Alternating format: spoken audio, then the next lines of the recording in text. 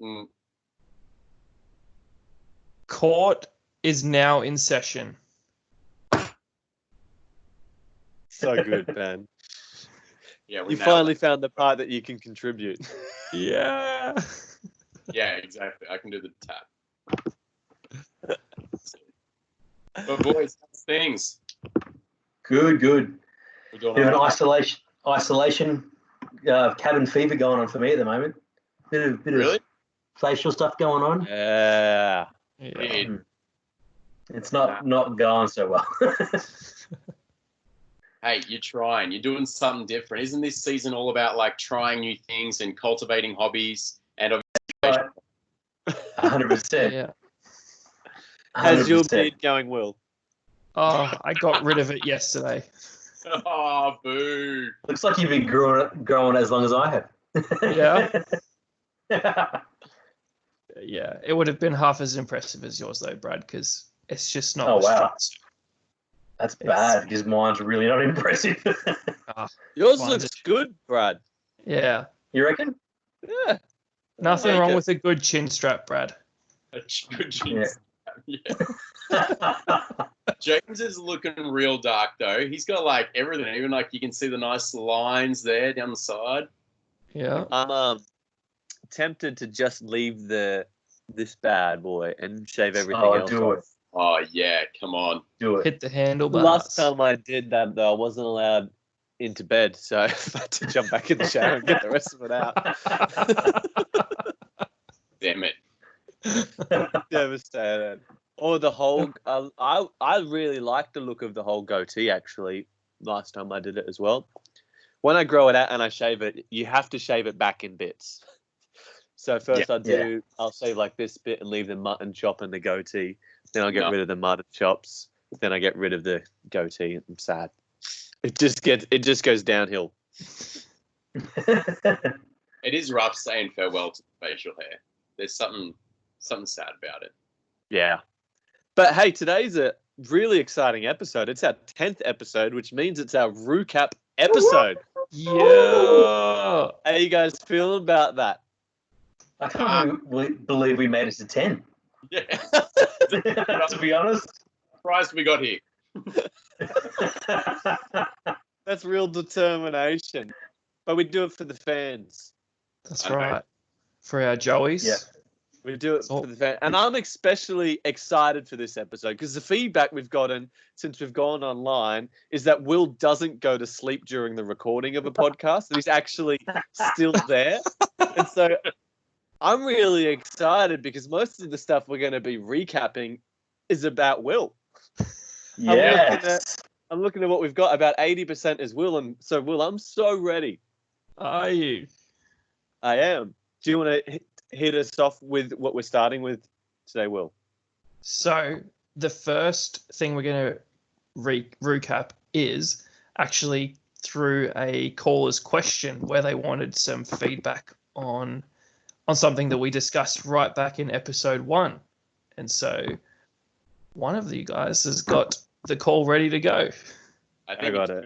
because he looks like he's looking at his phone. Here we go. James is about to play it. Right, are we ready? This is from one of our Joeys. All right. Hey guys, I've been getting a lot of questions about the nickname Will mentioned in episode 1, and I'm wondering if in your Roocap episode you can explain to everybody why he has the nickname that he does. Now, just to clarify, Will, what is this said nickname? Well, when right back in episode 1, before Kangaroo Court had been a discussion, we had a Facebook group chat for the boys, and my nickname in that chat was Get Off Mel. And I froze in episode 1 thinking of what I could call myself, and I was like, well, that's what these boys have dubbed me, so that's what we'll go with, and we'll tell the whole world. I think the caller, who was a very important caller to us here at the Kangaroo Court podcast, her main question is, why on earth are you called Get Off Mill in the first place? Well, that is the Mel we're speaking of. That is part of the name, who has called up about that. and obviously a lot of people have been asking her why is Will called Get Off Mel, and it's not because of the reason everyone immediately goes to when you think of a boyfriend and girlfriend and why you would suggest your name would be Get Off that person. I don't understand.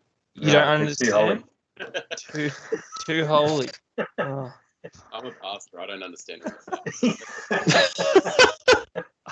Then you'll have to go and find somebody else to explain it to you, Ben. I'm really sorry about that. Right. But explain what the real reason is. Go. The real reason is because of that said chat, Mel started revealing information to the three boys that was within that chat. So the name changed to Get Off Mel, so that if she did log into that chat, she would see that the name was Get Off Mel, and she would take the hint to get out of the chat. How was she able to log into the chat, Will? Exactly. That's a great question, James. I was thinking the same thing. How was she able to see some of these private boys-only messages and then be able to speak about them in workplace environments? That is a really good question. And if someone has an answer, I'd love to hear it, because I don't. Look, we have some theories, but... You have some theories? They're probably all false theories. Snitch. Snitch She didn't look at it through stitches. my phone. It wasn't on my phone that she looked through it, that's for sure. You didn't find it Nor on mine. mine. Oh, interesting. She probably did find it on my phone, but I didn't give her my phone to be like, here, let's look at what the boys and I have been discussing. But you didn't keep it secure enough. Clearly, curiosity kills cats. So, and she is a Know the she name is- of the group chat. The thing is, though, she is notoriously bad at dealing with surprises. Like, I bought her some tickets for an event, and I was like, make sure you keep this night free. And she had to Google what was going on that night and figured out exactly what it was, and came to me and was like, so are we going to this? And I'm like, yes, we are going to that. I want to keep it a surprise, though. And so she can't handle surprises. So if I was laughing about something we were chatting, she just has this internal demon that goes, I need to know what's going on. Your girlfriend has a demon. That's what I'm calling it. Like You're welcome. Pastors around, we can Yeah. pray, man. If you want, we can remove That's- that thing. That'd be think Will- great. I'd really appreciate that demon being removed from Mel. So if we could pray for her, that'd be amazing. I really think Will's the one who needs prayer here. I really do. He's going to be in a lot of You know what? trouble. What is this? You know what I would love? I would love for Mel to call us up again, maybe send us a video in her response to the accusations Will is making right here. Premium content. And Mel, let us know if you want prayer. This is so. You know we're going to get to the bottom of this, Will, because Mel's going to definitely call in and tell us whether you gave her access to the phone or she sneaky got access herself. So there's a lot on the line for you, man. Do you think she would actually call up to be like, oh yeah, I just looked at took his phone? That's what someone who feels like she's going to say that is like. She's a lawyer. Oh. Yeah, and she is a lawyer, so she'll know what to say. Yeah. You are going to get ran over the coals, Will. That's what I've got to say everything now before she can reply. All right. Well, we got a lot of stuff to capture in this episode. So, Will, why don't you take us on to your next one? My next one. Well, we'll go back to episode 1 again. We were at a party and I was having a conversation with Ben about this company that was genetically modifying seeds, and we incorrectly slammed Santos as the company that was doing this, when it actually turned out the company's name is Monsanto. So I want to offer my apologies to Santos for dragging their name through the mud unnecessarily. And Monsanto, get your act together. What does Santos do? Something. I found it. Santos is one of the leading independent oil and gas producers in the Asia Pacific region, supplying energy needs across Australia and Asia. So thanks, Santos. giving us the electricity that we need to power the Kangaroo Court podcast. That's But correct. boo for not giving us genetically engineered seeds. That's Yeah. right. I'm really for that idea, so maybe Santos should branch out into that market. I wasn't for it. I just didn't get it. No, yeah, I know, but it definitely felt like you were like nonplussed. You're like, genetically modified the seeds as much as you want, as long as I get to eat them. That's what it felt like. Yeah, that's pretty accurate. But Yeah. yes. So I would also just like to clarify in this, in the Roocap, Will, I'm going to have to throw you under the bus again, but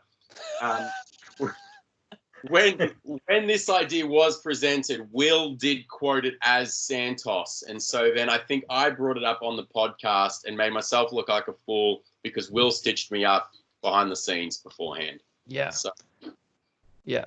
And was- because I've got credibility, I will not throw my source under the bus who told me that it was Santos as well. Because they're calling in next week. No, it will not be someone that will be calling in. They're not a listener of the Kangaroo Court podcast. Unfortunately, well, not yet Not that yet. I'm aware of. yeah, not yet. Yeah. But no. Everyone will get on board at some point. But yes, so the reason I said Santos is because that's how I was told, or that's who I was told did it. And so that's how I brought the conversation about. But it turns out they had their information wrong. So for the record, just to clarify for all our listeners, which company does it? Monsanto is Monsanto. All that. Misanto. Monsanto. Hey. Who pointed this out, Will? I think it was the top Joey. It was Top Joey. It was. Christine. Yes, our first top Joey. Thanks, Yeah. Christine. Yeah. But I Credit do where want to make credit's a due. point. I do want to make a point to our listeners, though. See, we fell into this trap because we listened to other people's wisdom and advice. And there's actually not many times on the podcast, if I'm looking at our list of things coming up, where we ourselves as people have got the information wrong. It's when we've trusted other sources. So I actually think it's important that for the listeners, you only really listen to us because you can trust us. You can't trust other sources. Very true. Yeah. Yeah. Fact. So I think that's an encouragement to us. Let's not seek other people's wisdom out. Let's just trust our own. We've got this. Yeah.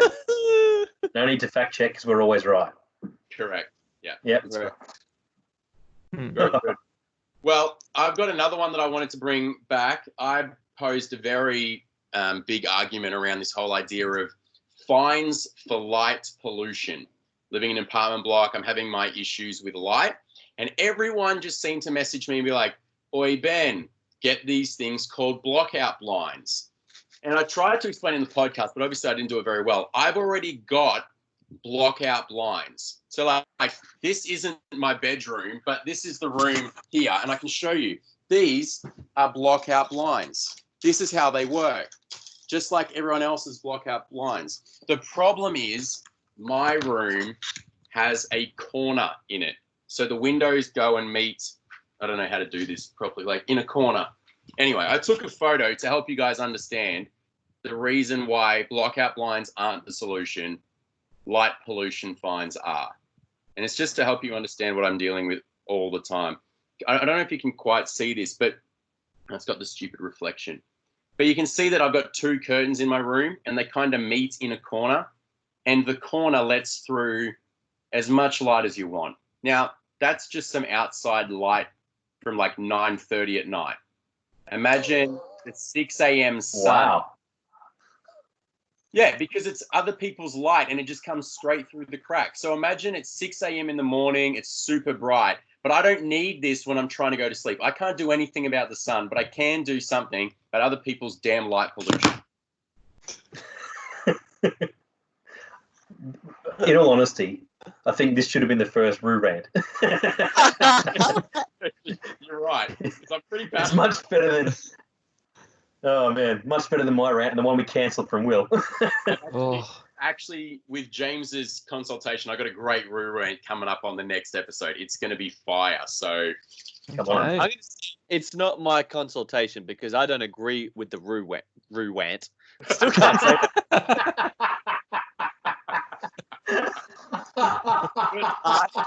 then it's Roo rant. Oh, you've done that twice now. That's the best thing ever.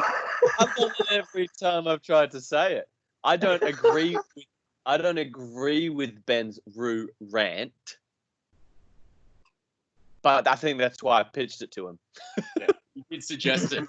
I think it's a winner. I think I'm going to crush it, so it's going to be good. So he's But yeah, poked the root.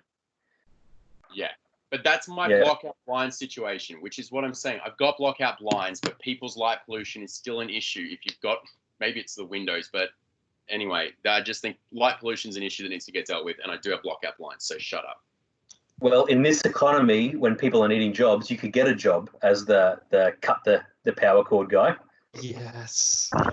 That could work. We can give them some balaclavas again, and they can get out there. That's right. I did say, what did I say? I did say that isn't that what unemployed people do anyway? And so, like, That was pretty savage. I still can't believe I said that. I'm so sorry to all those people who are unemployed. Please. Yeah, maybe our Roocap episode should have just been an episode of apologies. Yeah, there's been a couple so far. Well, maybe we stop giving them out. Well, that's true. Well, I'd kind of like to make an apology, and I suppose we're going to get chucked in this. It's that we need to apologise about putting our sauce in the cupboard. It clearly and definitively belongs in the fridge, according to the poll. Yes. Doesn't mean I'm going to do it. Doesn't mean I'm going to do it. Doesn't mean I'm never going to do it. But I think it won fair and square in the poll, and I apologise. Sorry, Will. Like, I was pretty confident in my fridge argument, but I was surprised by how much the fridge won by. It wasn't close. Nah. The best part was Will sharing it to try and get more votes in his favour, and actually did the opposite. They got less votes. That's okay. Thanks, Will. I am not apologising for doing the right thing with my sauce and putting it in the cupboard. And You go, Will. I think there are twice as many people that need prayer than don't need prayer when it comes to where they put the sauce. Man. And that's very fortunate for you guys as pastors, because it means there's not a shortage of people to be praying for. Hey, speaking of prayer, aren't we in the, I think, just so our listeners know of our accolades, we were in the top new Christian podcast recently on iTunes. Featured Christian podcast. Yeah. I mean, it does help that I put that as a tag of what our podcast was about. So, yeah, false advertising. Yeah, fair enough. It's not content, that's for sure. Hey, they come from Christianity, but they stay for the content. So, like, that's nice. Great. Yeah.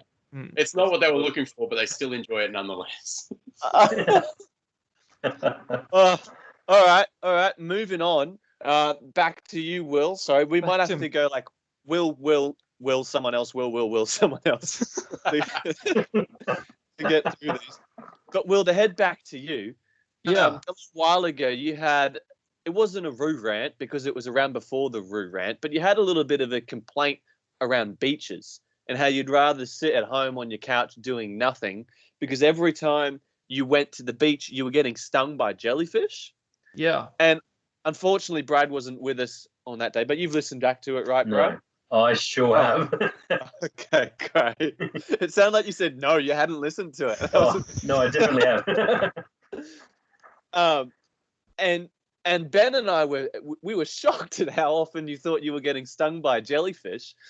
And recently, and I pitched the idea that possibly it was sea lice. And recently you've gone to more, where'd you go, Will? I went to Noosa recently. But I didn't go in the water there. No, you were telling me a story. You went camping somewhere recently just for the weekend on one of the islands. Oh, yeah, we went to Double Island Point. That's the one. For a camping trip. And yeah, I went in the water there. No jellyfish this time. But I did start to experience the same sensations that I've been experiencing when I felt like I had been stung by a jellyfish. And so potentially the theory that was suggested in the middle of that episode, which was maybe I just react poorly to the sea lice, is what's been going on and not being stung by jellyfish. Although I have been stung by jellyfish. It's not something that's never happened. I know it's happened. I've had the welts from it, so I know it has happened. But that potentially it's not every time. And so, yes, I may not have been stung by jellyfish as much as I thought I had, but it still doesn't change the fact that going in the water doesn't feel pleasant for me.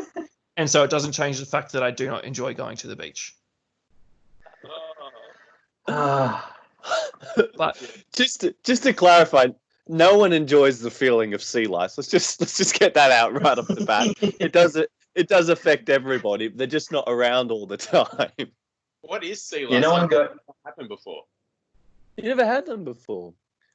Well, I think that they just make people itchy. No, they make you itchy.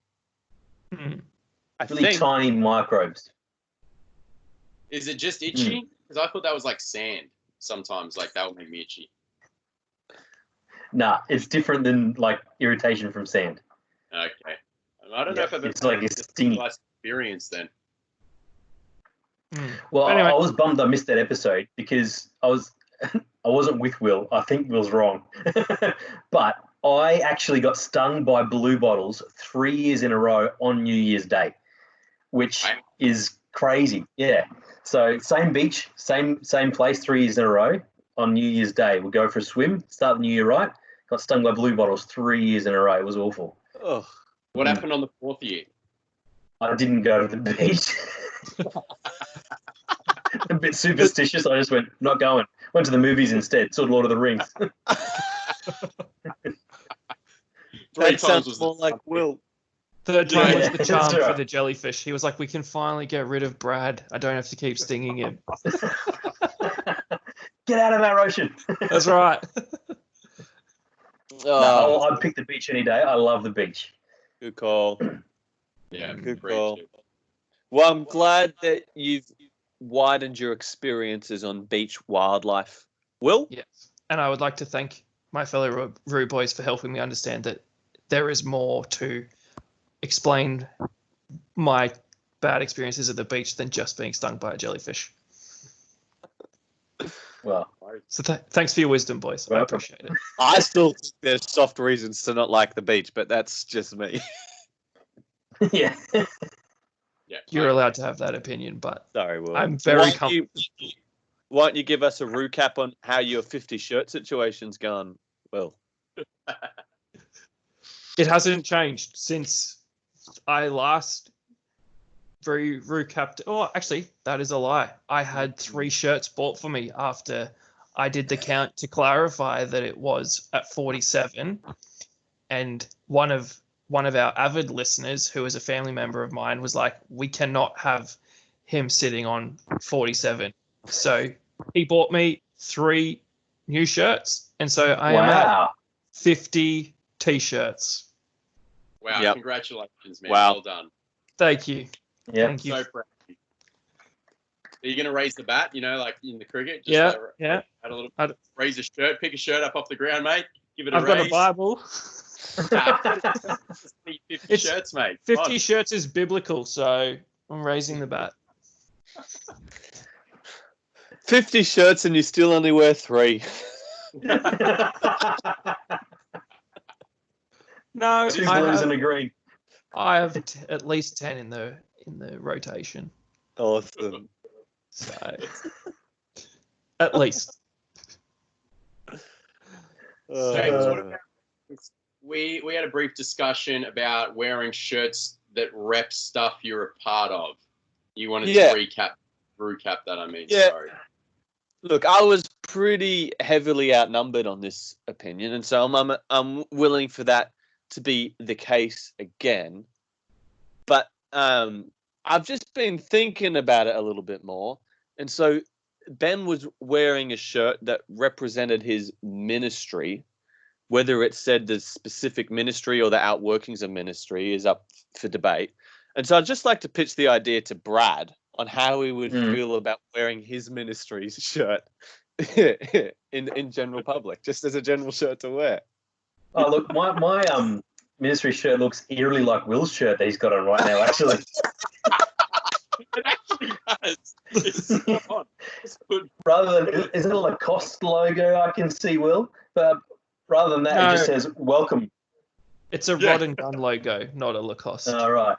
Well, rather than Rod and Gun, not sponsored, he just has got Gateway welcome, and it's basically Will's shirt. So I Except probably neon. wouldn't wear it out in public. Sorry, Will. Oh, good. Good. Well, I'm just not really a polo guy. Sorry, mate. I do. I wore this to work today, so and I'm very comfortable in it. So No, there's a distinct difference, which is that Brad's one is like a neon blue, not a pale blue. True. okay. Yeah. There you go. And it's got a lot of piping and branding, welcome to Gateway, all that kind of stuff around it. So It's a good looking Yeah. shirt. it's a great welcome you're not- shirt. You're not choosing to not wear it because it's a good looking shirt, correct? Exactly. Why are you choosing not to wear it? Because I don't want to rep that in public. Not because I don't like the brand or what it stands for, but because, well, one, I'm not great with polo shirts, and two, I would hate to be caught picking my nose or flipping someone off in a car, which I never do, by the way. I'm a good boy. Wearing a welcome shirt from our team. Good on you.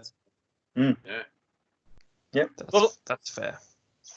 I just wanted to bring that up because I thought it might be a double standard, which it is, and so I just wanted to raise that to the court. No, I like it.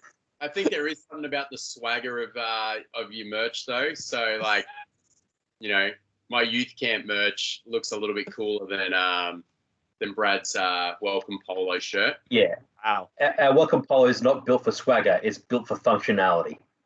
Correct. And so I think there is a double standard there, but I think it's all about the cool factor. Can you wear your own merch if it looks cool? And I do think the other key is that it doesn't actually have the name. So while it isn't outworking, it nowhere says the church, the youth ministry, or anything. I think that's key as well. Well, it says the conference that you did. No, it doesn't even say that. It just says the word. Wasn't it Youth Camp Destined? No, Like Destined Youth Camp or something? No, it's just youth camp. But then the theme of the camp was destined, and so that was the word that was on it.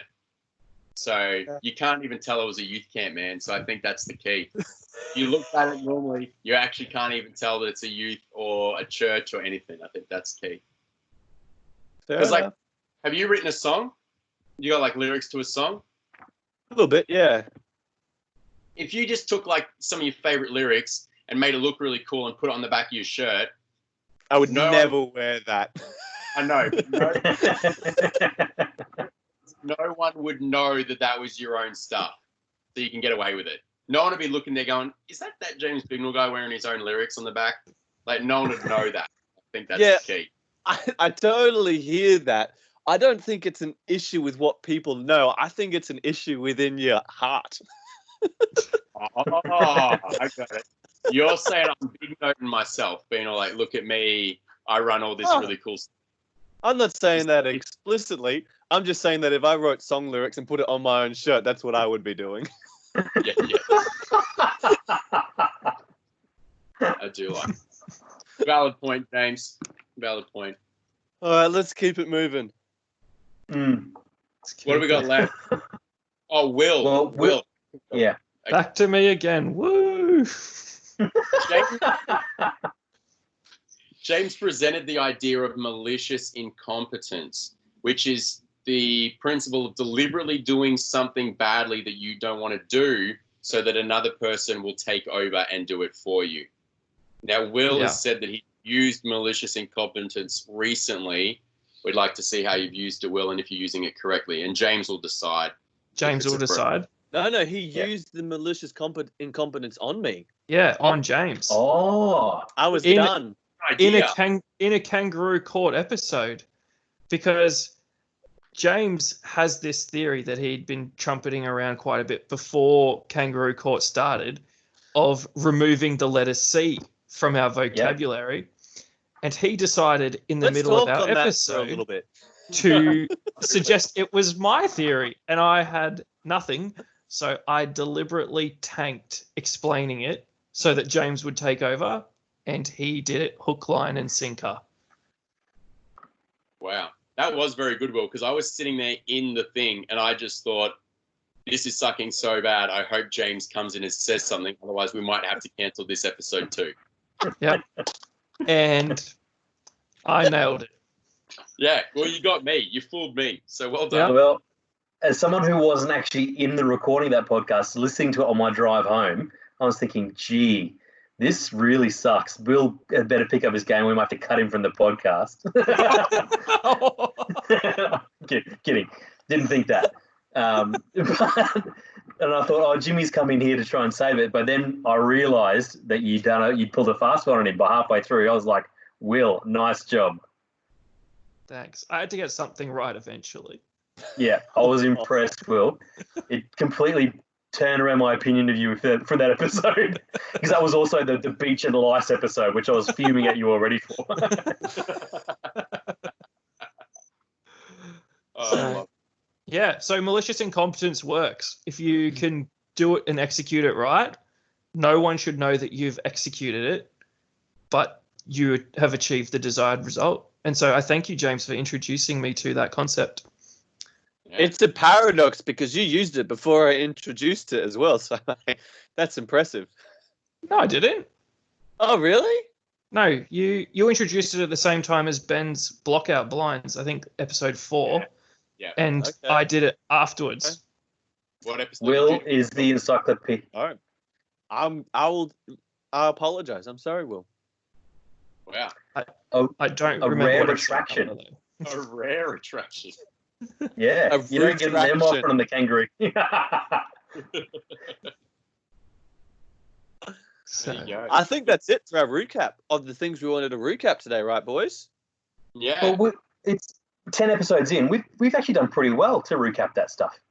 There's a lot to recap after 10 episodes. There was a lot to cover. yeah. I feel like we've missed a lot as well, but hey, that's all right. We've got Yeah. another recap in 10 episodes' time, so I'm sure we'll be able to come True. back and set anything else up that we've missed. Episode 20.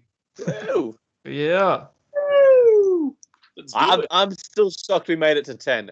Great consistency, boys. Yeah, Yeah. Yeah. it's very impressive. I like the video feature. I think that's added something to the last few episodes. It's really kicked it up a notch. Yeah, well, Yeah. it's nice to see. Like, I think we've got faces for video, not for radio. So I think it's nice for them to get some airtime too. You know? Especially with our beards growing. Correct. Yeah. All All of of us us. are growing such wonderful beards at the moment.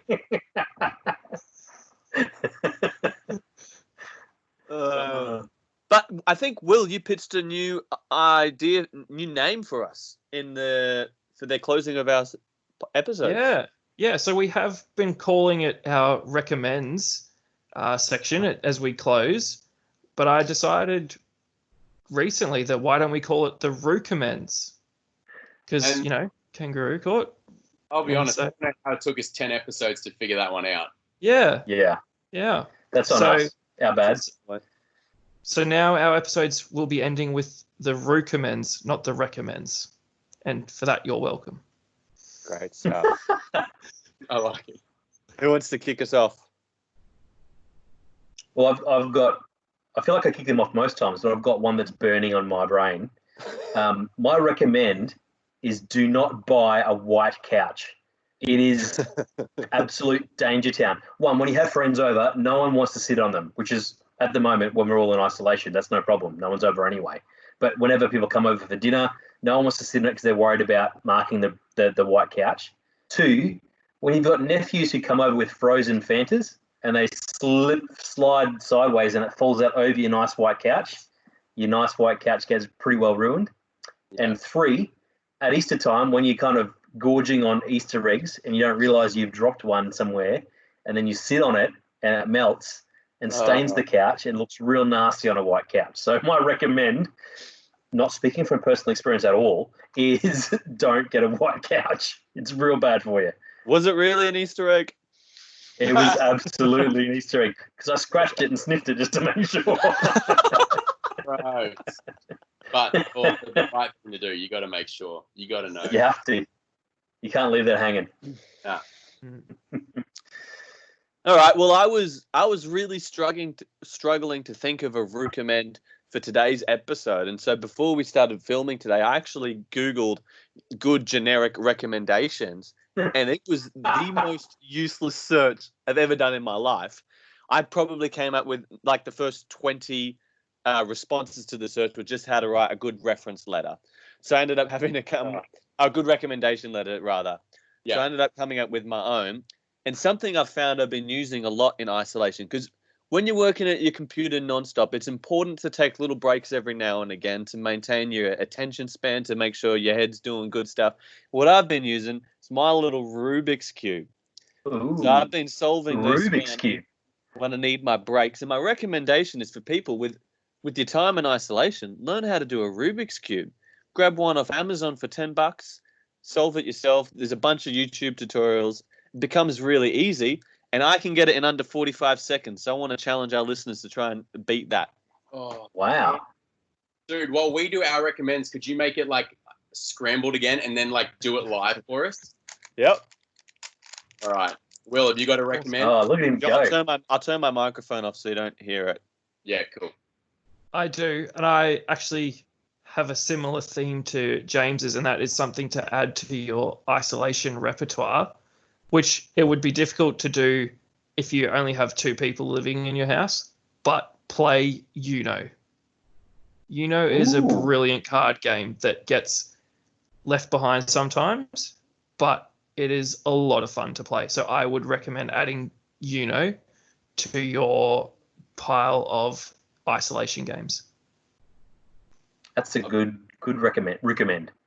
Oh, you know what? When we make it further, boys, we could make our own proprietary version of and call it Runo. I think that'll be pretty good. Damn, Brad, that's gold. Yeah. If you're thinking, now I've said it, it's copyrighted, so it can't be stolen. Yeah, I love that. That's so good. Yeah. I love it. Anyway, my Jimmy, Done. he's already done it. that was insane. Well done. That's impressive. Well done. My recommend is this. I've been trying to get back into reading a little bit more. Like I had a year, 2018, where I just crushed so many books. It was great. And I've just started going back to the principle that I used then, which is this: if you want to try and read a whole bunch of books in a year, like don't try and set yourself like a certain amount of minutes to read or something a day. I find the best thing is like just read a certain number of pages. So I did some math, and if you will read like 15 to 20 pages a day, you should, with the average book size being around 275 to 300 pages, you should be able to read 26 books a year. Right. Yeah, I think that was what I did. So that could be slightly wrong because it's just off the top of my head, but I remember that was my principle. I read like 15 to 20 pages every day, and I read 26 books in a year. I probably pushed it on some days, but like that was my base. So if in this season you're trying to read a lot, like don't try and force yourself to read for hours. Like just go, I want to at least read, 15 pages a day, and you'll make some serious progress because you'll find yourself doing more sometimes. Those days when you don't feel like doing it, you'll just like keep ticking it over. So I've got a question. So when you read 15 pages and you'll say you're like 2 pages away from the end of a chapter and you've gone 15, done, that's it. Will you not get to the end of the chapter? Will you push through? No, It did say 15 to 20, so you could push through. And it's not that you stop at 15 to 20 every day, but it's like my minimum is 15 pages a day. That's what I try and work towards, because it's like that way you kind of get in the rhythm. 15 pages doesn't feel like I need to read for half an hour. They feel different. Right. So I feel like the pages feels like more significance rather than like checking your clock going, how long have I been reading for? It's like, oh, this is nice. You get in the zone, and then you often do read more than that, but just 15 pages a day. That's my recommend. Yeah. You'll get through them. Well, that's interesting, because my brain automatically goes, I'm not going to start unless I can finish a whole chapter. That's just where my brain goes to. And it's the same with TV episodes. Like I'm not going to start watching an episode if I know we're going to have to stop halfway through. Yeah. I want the whole thing in one hit. So that's interesting. I get that. But I think it was just, it changes the goal. Instead of it like being, I'm going to read a chapter at a time, I've just rechanged the goal and I get into it. Yeah. Normally do read a chapter at a time, but it's made the goal simpler, so I just get into it. Yeah, interesting. Are you a one book at a time sort of person or multiple? Nah, I'm like a 4 or 5 book at a time person. Different books for different moods. You know how it is. Mm-hmm. Yeah. Interesting. It's a very systematic approach. Yeah. But that's what I Are need. you, are you a one book at a time kind of guy, Jim? I'm more of a 0 to the Bible book at a time. I noticed Will was also nodding his head quite strongly down the bottom. That's correct. I've, 0 books at a time. I reckon since I got Audible, my book reading has actually just plummeted. I just listen to my books all the time now. Did I say on the episode that I will buy an Audible book and then buy the physical copy of it as well? So yeah, okay, great. Yeah. So it looks good. Yeah. I'll do that. But that's okay. That's my recommend. But I'll have multiple Audible books actually going on at the same time. That seems way more confusing. I'm a one book at a time kind of guy. Are you a one TV show at a time kind of guy? I prefer to be, but that never really happens anymore. Just a committed man, Brad. You just got your eyes on one thing, hey? That's right. I'm all in on one thing at a time. One wife, one job, one book, one TV show. That's it. One life, one shot, podcast, one opportunity. We might put a pin in it there. That was perfect. Yeah. Sounds good. Awesome. Yeah. Thanks for tuning in for our recap. Yeah, thanks, Chloe. Yeah. And sticking around to make 10 episodes something viable because you guys were actually listening. So we appreciate you and your time and that you would choose to spend it on us. So thank you. Yeah. Good. Yes. So Can't wait for episode 20, our last recap. Well, our next recap, not our last one. Our next one. Oh, didn't mean last. Next. Next. Whoa. All right. Anyway, Will, you want to do the deed? Court adjourned. Thanks, James. Pleasure.